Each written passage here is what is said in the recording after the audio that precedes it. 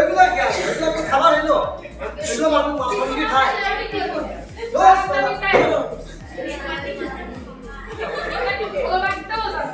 আবার এগুলো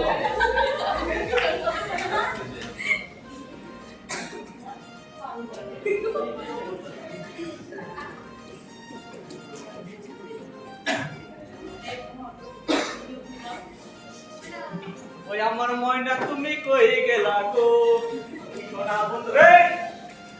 তুই যে নাটাই গামাছিস জানিস না তোরা বিয়ে করছিস না না কই যা বিয়ে করতে হলে তো বিরক্ত করবে না কতবার বলে তোকে ওই ছোটবেলা থেকে তো আবার দিবি না আরে দিয়ে যা রে দিবে না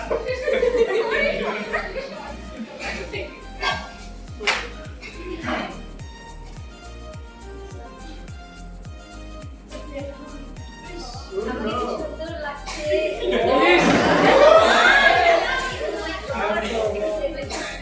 শিল্পী আমার শিল্পী কোথায় গেলি রে একটু ভিতরে আয় শিল্পী শিল্পী আমাকে পাঠাই ওকে তো ডাকছিস কি হয়েছে তুমি এত বকাবকি করছো কেন এত কথা শুনে না আমি ছবি তুলছি আর এত অবাক গো এই বাবা তোমাকে এই বাবা তুই আবার কোথা থেকে আসছিস আর তুই মাথা অসুবিধা লাগছে একটু বেদ হয়ে গেছে দিন বাইরে কোথায় গেছিস বাবা দেখলে পরে থেকে অবশ্যই বাবা বিড়ি খায় মদ খায় আরে দাঁড়া ওকে নিয়ে আমি আর পারলাম না মানে এরকম ছেলে মেয়ে আমার না থাকলে ভালো কি না করি আমার কপালটাই পোড়া আমার জীবনটা শেষ করে দিল কত কথা বলো না তো বাজার কথা সব সময় খেলবে তো আজকে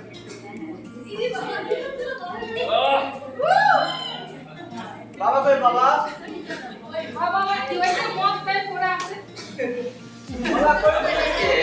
একটি অবিশ্বাসী পরিবারের সাথে দেখা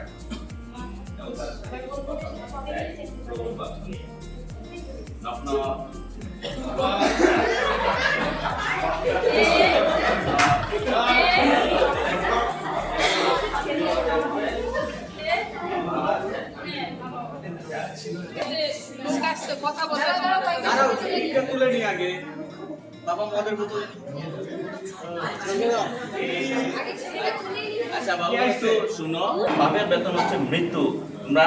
মৃত্যুর পরে নরকে চলে যাবে কিন্তু যীশু খ্রিস্টকে বিশ্বাসের মাধ্যমে তোমরা নতুন জীবন পাবে এবং তোমরা স্বর্গের রাজ্যে যেতে পারবে আমি তোমাদের জন্য একটি বাইবেল পদ আমি পড়তে চাই যে পাপ যে অন্যায় সেই অন্যায় দ্বারা আমরা নিজেকে দোষী করে নিয়েছি নোংরা করে কে আছে এই শুনে সে পাপ দ্বারা আমি নষ্ট হয়ে গেছি। তাহলে এই নষ্ট জীবন কি করে আমরা ফেলে দেই তাহলে আমার এই নষ্ট জীবনকে আমার এই নষ্ট আমিকে পুরাতন কাপড়ের মতো বাদ দিতে হবে এবং জল এবং যীশু খ্রিস্টকে বিশ্বাসের মধ্য দিয়ে এবং পবিত্র আত্মা দ্বারা নতুন করে জন্ম নিতে হবে তাহলে আমরা পরিত্রাণ পেতে পারবো এটাই হচ্ছে নতুন জন্ম